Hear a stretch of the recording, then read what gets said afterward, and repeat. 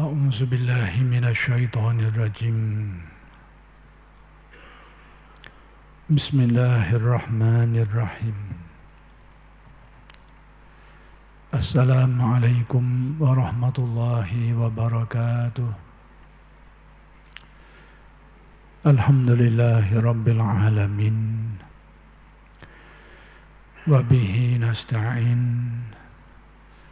اللهم صل على سيدنا محمد النبي الأمي وعلى آله وصحبه وسلم رب اشرح لي صدري ويسر لي أمري واحلل عقدة من لساني يفقه قولي ولا حول ولا قوة إلا بالله العلي العظيم إلهي أنت مقصودي ورضاك مطلوبي أعطني محبتك ومعرفتك الحمد لله والشكر لله. Kita bersyukur kehadirat Allah Subhanahu wa Ta'ala yang telah menciptakan kita, memberikan kelangsungan hidup bagi kita, dan telah mengurniakan kepada kita nikmat-nikmatnya yang sangat banyak, sama ada nikmat yang zahir maupun nikmat yang batin. Mudah-mudahan segala nikmat-nikmat itu sentiasa dikurniakan kepada kita dan dijadikan kita orang-orang yang mensyukuri nikmat. Mudah-mudahan dengan berkat syukur Allah Subhanahu wa Ta'ala bukan saja mengekalkan nikmat yang sedia ada, malah ditambah lagi dan digandakan lagi dengan nikmat-nikmat yang lain. Dan insya-Allah pada malam ini akan disambung lagi huraian kalam hikmat Syekh Ahmad Ibn Atta'illah Al-Iskandari radhiyallahu anhu. Kalam hikmat yang ingin disambung huraiannya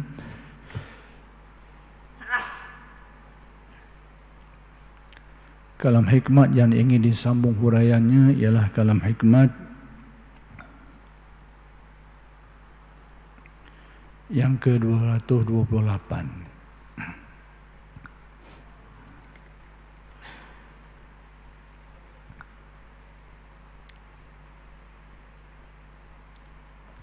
Yaitu kata-kata Syekh Ibn Atta',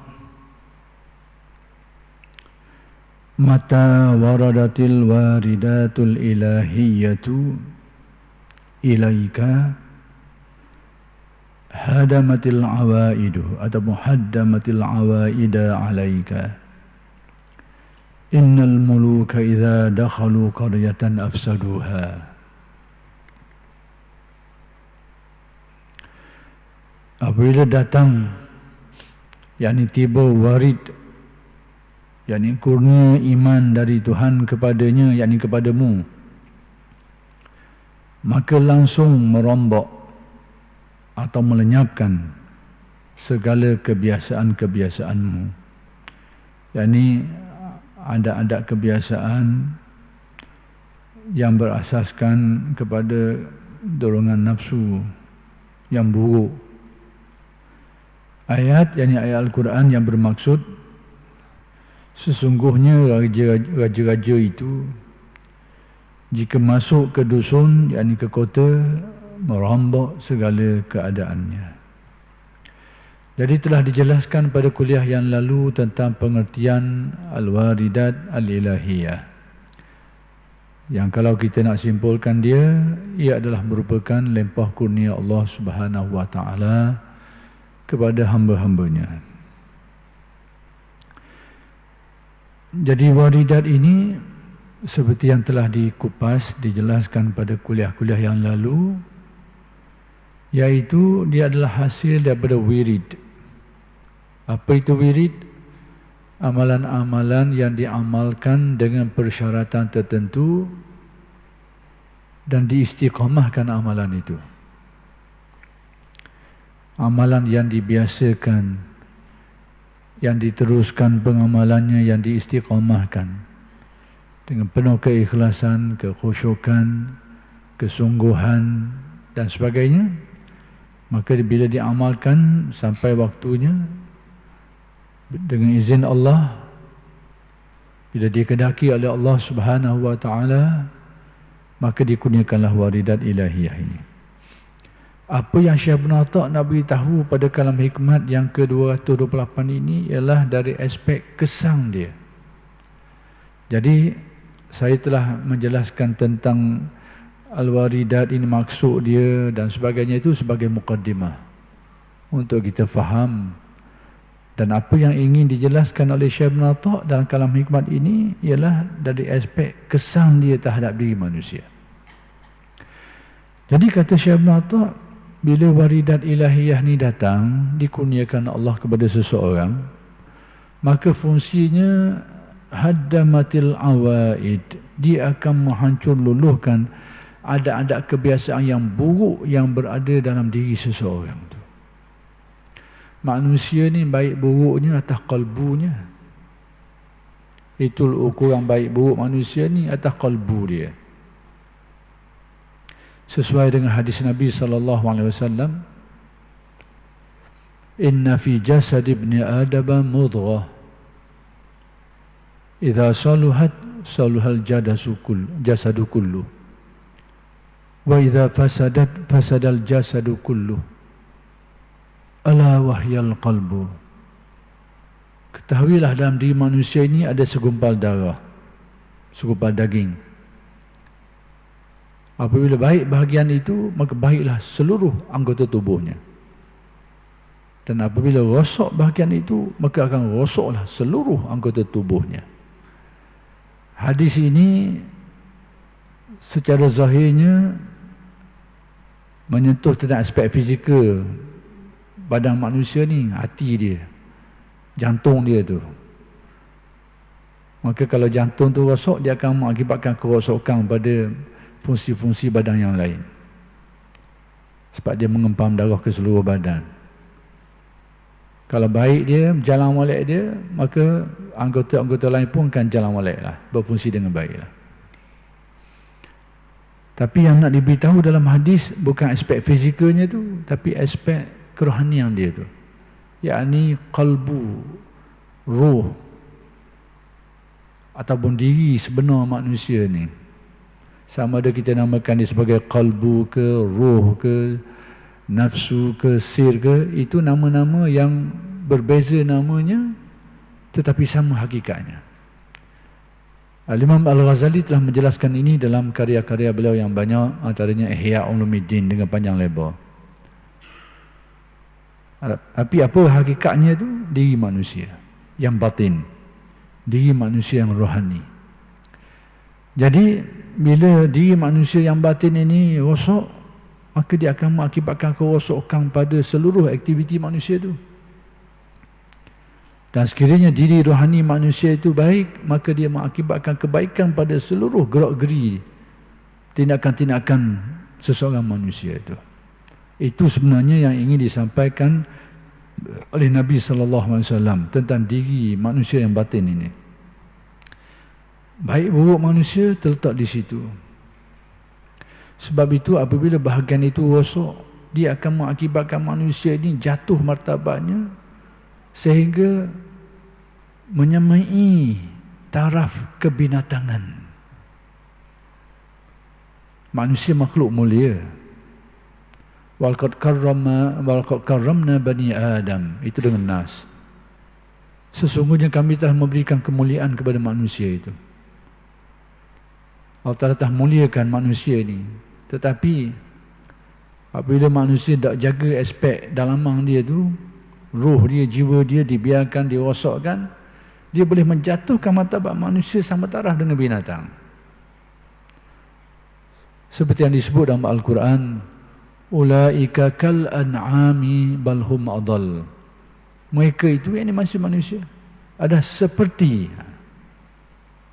bukan tukar tubuh badan rupa jadi binatang, status dia, kedudukan dia, taraf dia seperti binatang ternak. Ulaika kal an'ami bal hum adall. Bahkan ada kalanya lebih sesat daripada binatang-binatang ternak itu, lebih teruk daripada binatang-binatang. Itulah manusia yang rosok aspek kerohanian dia, jiwa dia. Dan itulah yang menjadi tempat tilikan Allah, tempat nilaian Allah. Segala amal-amal yang kita buat, kalau bahagian tu comel, maka amal tu diterima oleh Allah, maka baiklah amalan tu, solehlah amalan tu. Tapi sekiranya bahagian tu rosak, maka banyak mana amalan baik kita buat pun, soleh mana pun dari segi zahirnya tu tak pakai belaka, tidak diterima oleh Allah. Sebab itu tempat tilikan Allah, sesuai dengan hadis Nabi SAW. Pada pandangan manusia mungkin orang sanjunglah, orang pujilah, tapi kenyataan sebenarnya Allah, na'udzubillah, bankrupt kita, bankrupt. Na'udzubillah, kita minta berlindung dengan Allah supaya jauh daripada semua itu. Inna Allah la yanzuru ila suwarikum wala ila a'malikum walakin yanzur ila qulubikum wa niyatikum, atau kama qala. Allah Ta'ala tidak lihat, tidak pandang, yakni tidak menilai kepada rupa parasmu, tidak juga kepada amal-amal zahirmu, tetapi dia melihat kepada hati-hati kamu dan niat-niat yang mengisinya. Jadi itu adalah tempat tilikan Allah Subhanahu wa Ta'ala. Jadi sekarang baik buruk manusia di situ.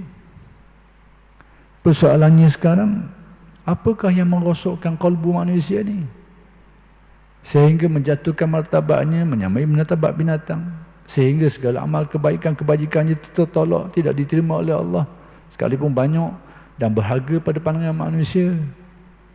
Mungkin boleh berlaku macam tu. Maka apa yang merosakkan dia? Maka banyak. Maka banyaklah yang merosakkan kalbunya, seperti yang dihuraikan oleh Al-Ghazali dalam kitab-kitabnya yang banyak tu. Pengaruh setannya, nafsunya, ajaran persekitarannya, rakan-rakan yang mendampinginya, dan macam-macam lagi lah yang boleh merosakkan bahagian dalam manusia itu.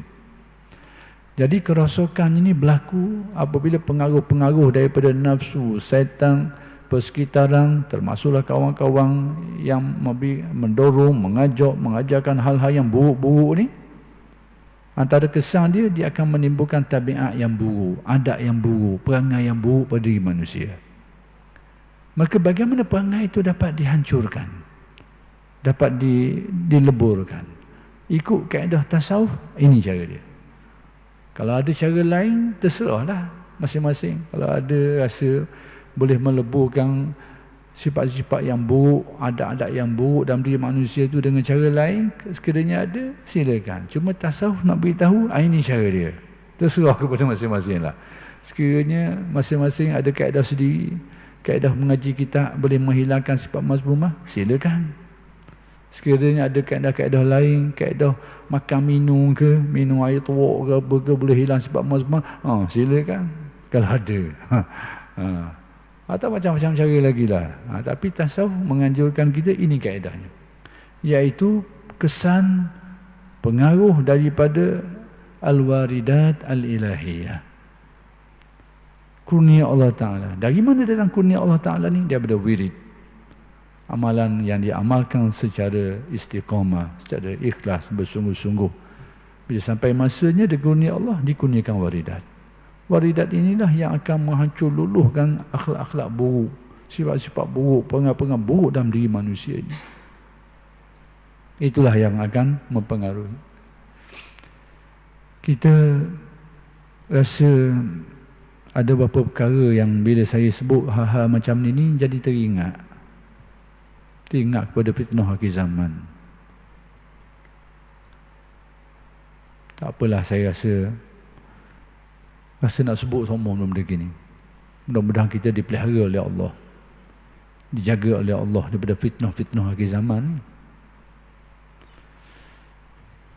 Iaitu kesimpulan mudahnya saya nak beritahu, fitnah umat Islam di akhir zaman ni bukan saja datang daripada luar, datang daripada orang Yahudi, Nasrani, orang musyrikun, orang yang berniat buruk terhadap agama Islam, seperti yang dinaskan dalam Al-Quran, walan tarda ankal yahudu walan nasara hatta tattabi'a millatahum. Orang Yahudi, orang Nasrani tidak akan senang, tak akan suka, tak akan redha terhadap kamu sehingga kamu ikut agama mereka itu. Itu dinaskan. Tetapi dalil-dalil lain juga ada menyebut bahawa sebahagian dari fitnah itu datang dari tubuh orang Islam itu sendiri. Datang daripada badan organisasi masyarakat Islam itu sendiri. Dan kalau kita perhatikan kepada perkhabaran Nabi ini, kita mendapati kerosakan itu berlaku pada dua aspek. Mungkin banyak lagi lah dalam hadis-hadis lain. Tapi beberapa hadis yang diteliti mendapati kerosakan itu berlaku dalam bentuk kerosakan batin manusia. Dan batin ini pecah dua. Satu melibatkan akidah, i'tiqad. Yang kedua melibatkan akhlak dan perangai, tasawuf. Tapi dua-dua elemen batin manusia. Jadi kalau kita perhatikan hadis-hadis, kita akan dapati fakta-fakta ini. Selain daripada hadis-hadis lain yang menyentuh tentang kerosakan-kerosakan lain lagi lah. Dan sesuailah dengan apa yang disabdakan oleh Nabi SAW berkaitan dengan ilmu itu akan diangkat, akan dikurangi. Sesuai, sejalan, searah. Bila Nabi SAW menjelaskan, Inna Allah la yakbidul ilma intizaan yantazi'uhu min sudurin nas walakin yakbiduhu biqabdil ulama. Allah Ta'ala ni tak cabut ilmu tu dengan cara dicabut daripada ingatan seseorang. Itu bukan cara. Walakin yakbiduhu biqabdil ulama. Tapi cara Allah Ta'ala mengangkat ilmu dengan dimatikan alim ulama tu. Alim ulama dimatikan. Alim ulama yang sebenar-benar, yang benar. Dan kita mohon kepada Allah mudah-mudahan kita termasuk mudah-mudahan. Atau paling tidak orang yang sejalan dengan mereka itu. Alim ulama yang benar. Hatta idza la yabqa alimun, ada riwayat hatta idza la yubqi aliman, sehingga apabila tidak ada lagi orang alim, atau sehingga apabila Allah Ta'ala tidak mengadakan lagi orang yang alim ni, ittakhazan nasu ru'usan juhalan, manusia mula berpedomankan kepada pimpinan-pimpinan orang yang dijadikan pedoman tapi tidak tahu, tidak memiliki pengetahuan, kemahiran, tidak memiliki penguasaan dalam bidang berkenaan itu. Lalu mereka ditanya dalam perkara yang mereka bukanlah ahli dalam bidang itu. Fasu'ilu fa'aftau bi ghairi ilmin. Mereka ditanya. Tapi oleh kerana dak jawab mungkin apa romang kadang-kadang. Maka berfatwalah dalam keadaan tidak tahu dan tidak menguasai bidang itu. Fadallu wa adallu. Lalu mereka yang memfatwakan itu sesat, yang difatwa pun sesat juga. Menerima kesesatan. Terbabah habis, na'udzubillah. Mudah-mudahan Allah jauh lindung kita. Ini penyakit yang bahaya. Kita pun bimbang, takut-takut. Mulut kita ni gatal kok, terbabah kok kan. Minta berlindung dengan Allah supaya jauh daripada mempetuakan sesuatu apa yang kita rasa kita bukan menguasai dengan baik. Minta berlindung jauh daripada Allah. Jadi perawi hadis ini dalam meriwayatkan hadis ini, dia kata mu nak tahu dah ilmu apa yang mula-mula sekali yang akan diangkat oleh Allah Subhanahu wa taala, yang akan dicabut oleh Allah. Dia kata satu perkataan dia, al-khusyu'. Ilmu khusyu'. Ilmu benda ilmu khusyu'. Dia ada nama lain bagi ilmu tasawuf. Dia adalah nama lain bagi ilmu ihsan. Ataupun sebutlah apa-apa nama, ilmu ihsan, ilmu tasawuf, ilmu suluk, ilmu batin. Nama-nama ini menjurus kepada ilmu yang sama. Ilmu yang berkait dalam manusia. Berkait dalam. Itulah antara ilmu yang awal dicabut daripada manusia. Sebab itu ada riwayat menyebut Nabi ada memperingatkan kita. Sekiranya umurmu dipanjangkan, fasayati alaika zamanun. Kamu akan datang satu zaman. Qalilun ulama'uhu. Yang benar-benar alim sikit. Kasirun khutaba'uhu. Hak ramanya hak wahib cakap, pemidatu ni. Penceramah ni, tukang cakap ni. Tapi yang alim-alim tak ramai. Qalilun ulama'uhu, kasirun khutaba'uhu. Juru bicara ni yang ramai. Yang alim, yang menguasai bidang, tidak ramai. Itu yang diberitakan oleh Nabi tentang alamat-alamat akhir zaman. Sesuai, selarah, kalau kita perhatikan.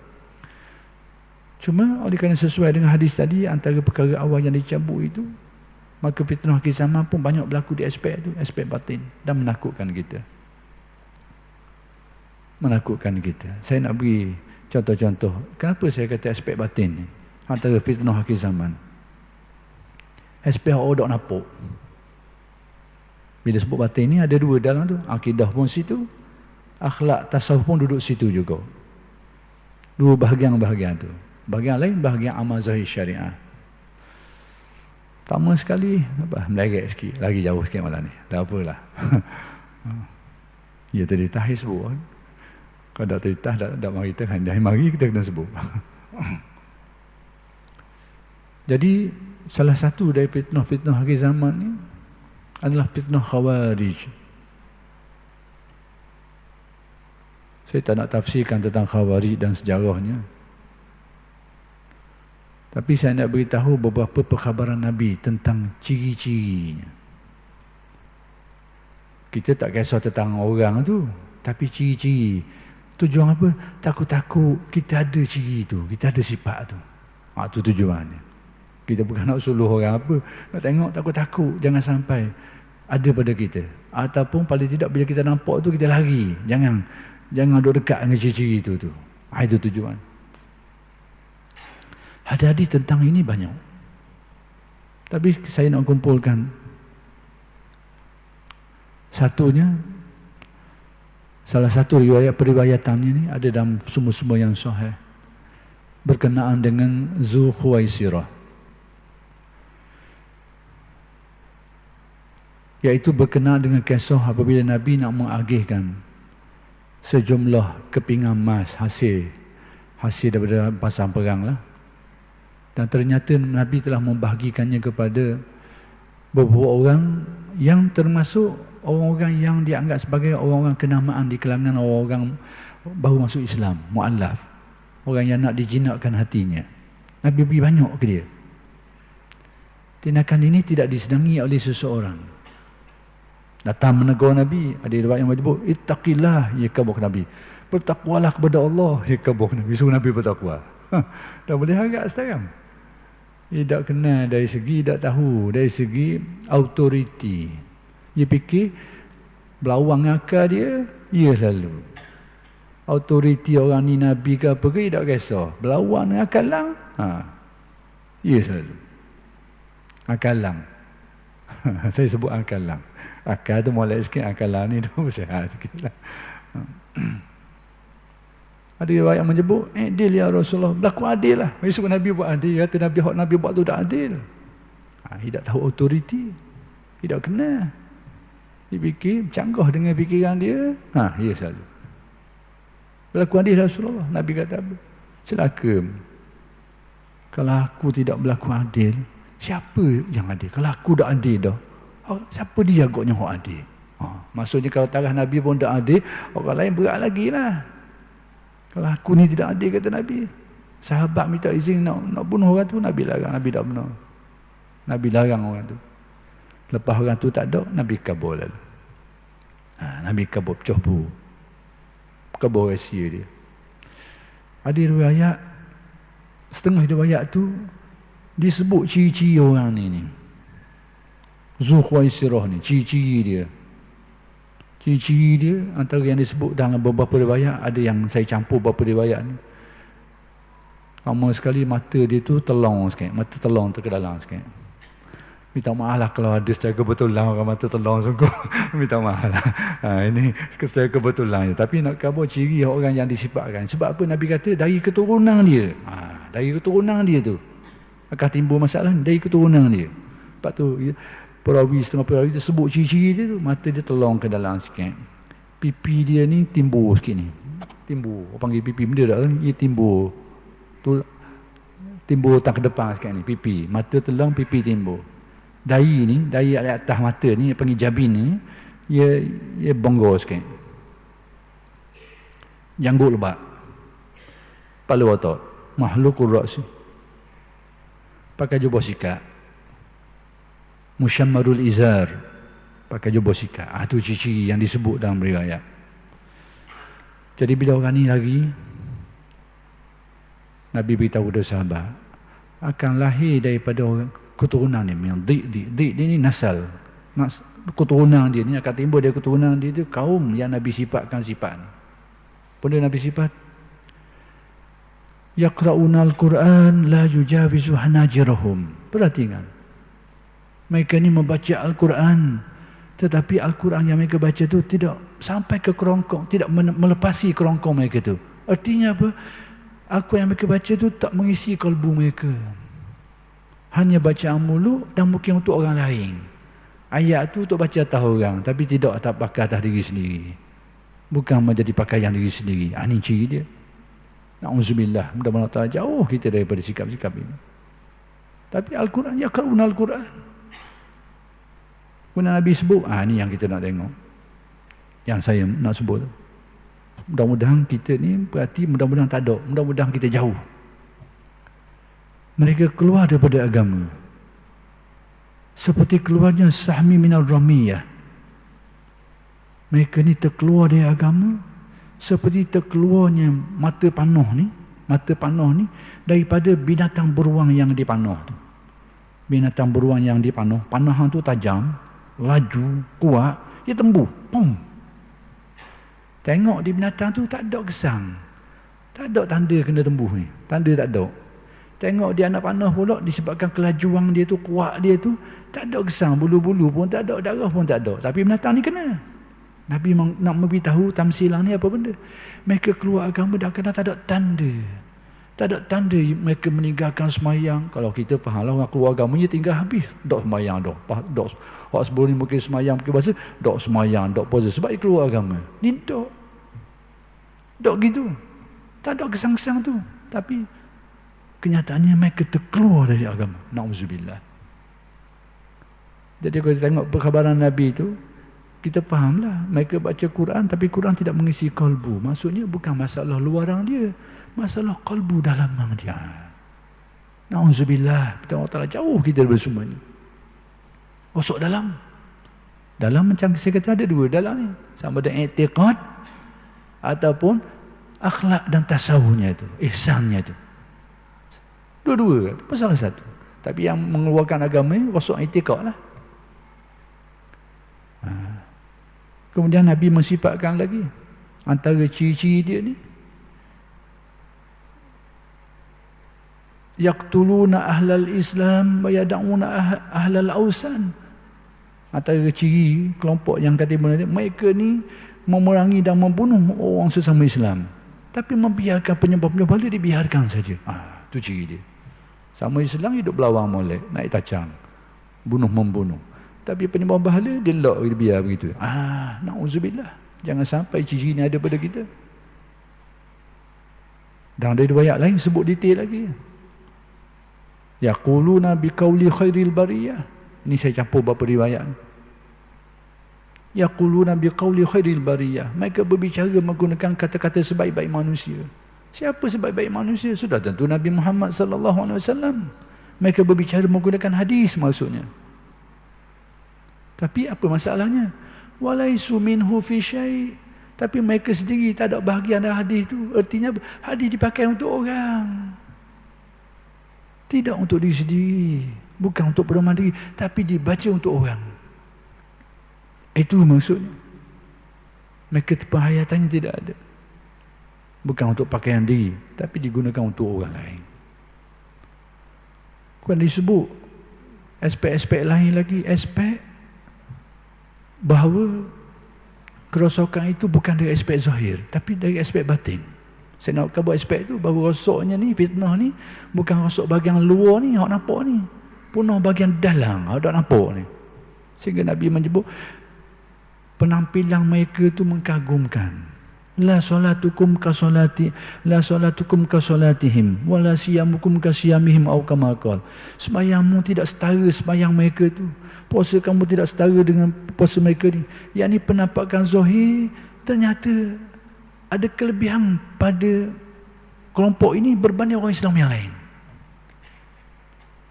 Dari segi pengamalan zahirnya, penampakan zahirnya lebih baik kelihatan, nampaknya, kelihatan aspek zahirnya pada pandangan orangnya. Tapi kenyataannya lain. Bahkan Nabi menyebut dalam riwayat yang lain, tu'jibunahum wa tu'jibuhum anfusuhum. Perhatikan di mana bagian gosoknya. Kamu masa kagum terhadap mereka. Nabi pesan apa? Mu akan kagum terhadap mereka ni. Kerana penampakan zahir, penampilan zahir yang menarik, yang menawan. Tapi di mana masalahnya? Ungkapan selanjutnya, wa tu'jibuhum anfusuhum. Tetapi mereka sendiri berbangga terhadap diri. Itu bahagian rosok. Kita, kalau orang pandang mulia kita, kadang dia lah. Kadang orang yang nak pandang itu kurnia Allah. Tapi jangan kita duk pandang di mulia diri kita ni. Memandang tinggi kita tu ujub, takabur. Jadi kerosakannya duduk di situ. Tu'jibunahum, kamu masa kagum terhadap mereka ni. Wa tu'jibuhum anfusuhum, tapi diri mereka sendiri pun kagum terhadap diri mereka sendiri. Nyakit bahagian itu. Itu nyakit dalaman. Itu saya maksudkan bahawa kerosakan ini adalah rosok aspek dalam. Rosok aspek batin. Aspek batinnya macam sama ada melibatkan i'tiqad ataupun melibatkan ihsan. Rosok bahagian itu. Dan banyaklah lagi periwayatan-periwayatan yang disebut tentang ciri-ciri ini.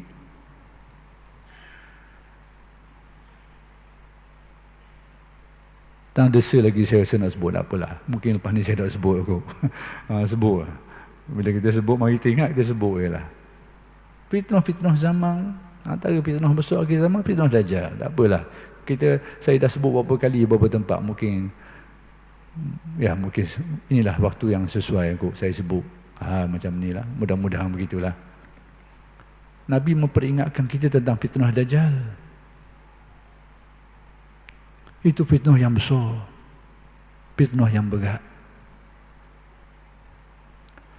Tidak ada seorang Nabi pun yang diutuskan kecuali memperingatkan kaumnya tentang kedatangan Dajjal ni. Semua Nabi, tak ada seorang pun kecuali dia akan peringat kaum dia tentang bahaya makhluk Dajjal ni. Sebagaimana tidak ada seorang Nabi pun yang diutuskan melainkan memberi kabar gembira tentang kedatangan Rasulullah sallallahu alaihi wasallam. Diberitahu, diperingatkan kepada umat ini. Jadi Dajjal ni, Dajjal akhir zaman ni datang ni, fitnah besar. Sehingga Nabi beri pesan kepada kita, kalau kita hidup sesama dia tu, jangan nak pergi tengok dia. Jangan bercita-cita nak pergi jumpa dengan dia ataupun nak pergi berdebat dengan dia. Jangan. Nabi suruh kita lari. Sebab apa? Fitnah yang besar. Kita tak mampu nak hadapi fitnah dia itu. Besar fitnah. Sehingga Nabi sebut ada seseorang yang ingin untuk mendebati, untuk berdiskusi dengan Dajjal ni. Mungkin dia rasa dia alim kali, dia rasa dia Tok Wali kot, dia rasa dia Tok Wali ke, dia rasa soleh ke, alim ke, nak pergi berdepan dengan Dajjal. Apa yang berlaku? Jadi pengikut Dajjal dok sekarang. Apa tahu fitnah yang besar. Baik, apa yang saya nak sebut, Dajjal ni fitnah yang besar dia ni. Kita ni bila sebut Dajjal ni orang jahat. Memang dia orang jahat. Tapi penampakannya tidak jahat. Penampilannya tidak jahat. Dan itulah yang menjadi fitnah kepada umat ini. Kerana Dajjal ni dia mari dalam rupa Nabi Isa. Kita percaya kepada Nabi Isa. Dan kita pun tahu Nabi Isa akan turun di akhir zaman. Jadi nak cang mana ni? Nak cang ni? Nak cang mana ni? Maka perhatikanlah apa yang Nabi sebut. Tengok. Perkataan Dajjal ni, kalau orang belajar bahasa Arab dia tahulah. Dajjal ni kalau bahasa Melayu bagi kaki. Kalau mabuk, kaki mabuk. Perkataan mubalaghah, sirah mubalaghah ni fa'al. Dajjal ni sifat dah jadi sifat berahi kata orang. Suka perangai, jadi tabiat, jadi kebiasaan. Kebiasaan apa benda? Dajjal dalam bahasa Arab artinya penipu. Jadi sudah jadi kebiasaan untuk menipu. Biasa pelawak, menipu ni jadi dah daging, jadi kebiasaan, jadi kesukaan, jadi tradisi, jadi satu sikap, jadi satu adat kebiasaan dah.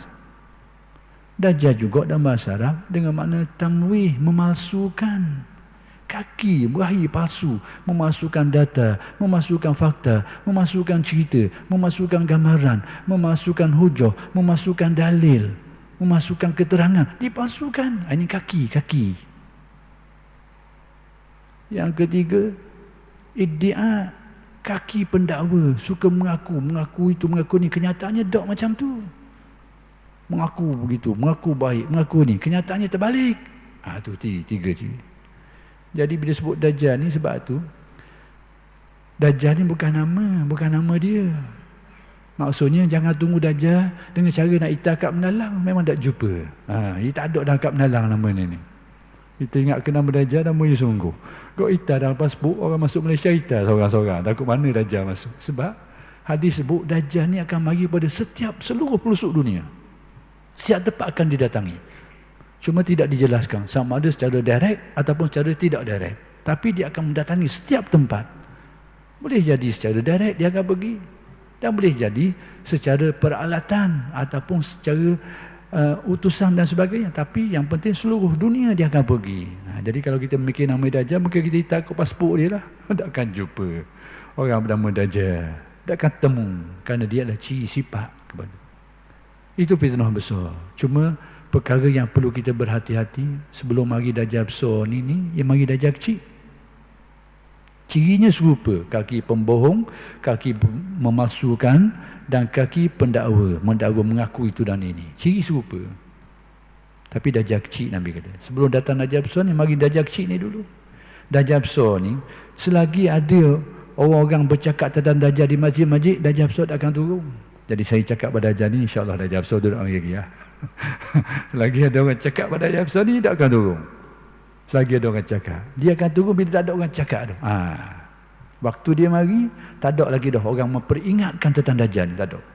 Waktu itulah dia timbul. Tapi Dajjal kecil ni tak. Dajjal kecil ni mari dulu. Nabi sebut sebelum datang akan datang salasun, dajjalun, kazzabun. Ada riwayat menyebut qaribun min salasin, 30 dajjal-dajjal pendusta ni. Ada riwayat menyebut dekat-dekat 30. Dalam penggunaan bahasa Arab, 30 ni boleh jadi dengan makna hakiki, jumlah tu sendiri 30. Kadang-kadang boleh juga ada kemungkinan dengan makna majazi, iaitu jumlah yang tidak sedikit jumlahnya. Jadi macam mana kita nak kenal? Kalau dia mari dalam rupa jahat, mudah. Dan memang dalam bahasa kita sebut nama Dajjal ni jahat, orang jahat uduh. Tapi penampilan dia bukan buruk. Dia mari tu bukan dalam rupa orang yang jahat. Sebab apa saya kata gitu? Kerana Nabi beritahu. Apa kata Nabi? Kulluhum yaz'umu annahu Rasulullah. Semua mereka ni, Dajjal-Dajjal kecil ni mendakwa. Mereka mengaku, menyangka bahawa mereka ini utusan Allah. Orang yang bawa agama Allah. Orang yang mendukung agama Allah. Auzubillah. Tapi nak kenal macam mana? Tengok tanda tadi tu. Lebong, bohong, memasukkan data, memasukkan banyak perkara, kemudian mendakwa apa yang tidak sebenarnya. Ini ciri dia. Tapi semuanya itu yaz'umu annahu Rasulullah. Jadi mudah-mudahan kita jauh daripada semua ini. Jadi apa yang Syed Nabi tahu adalah kesimpulan mudahnya, fitnah hari zaman ni dia tak nampak luaran. Luaran tak nampak. Tapi fitnahnya ada pada kerosakan akhlaknya, kerosakan ihsannya, bahkan kerosakan akidah dalaman yang ada nak usang. Seperti yang Nabi khabar tadi, seperti anak panah tu tembuh binatang tu, tak nampak usang. Kerana sampai masa bab ni malam ni tak danggi jauh. Huraian kita ni dah habis kat malam. InsyaAllah kita akan sambung huraian kita ini pada kuliah-kuliah yang akan datang. Aqulu qawli hadza wa astaghfirullahalazim li wa lakum. Assalamualaikum warahmatullahi wabarakatuh.